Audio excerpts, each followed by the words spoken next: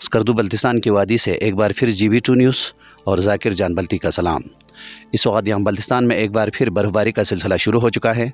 लोग snow falling से के सुंदर मनाजिर से लुत्फ़ ले रहे हैं। हम अगर नेचर की बात करें तो मौसम एक बार फिर सुहाना हो चुका है। बर्फ़ की सफ़ेद चादर ने हर चीज़ को खूबसूरत बना रखा है।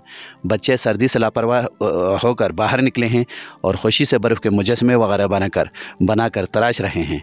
यहाँ हर तरफ मज़ा ही मज़ा और खुशी का समा नज़र आता है।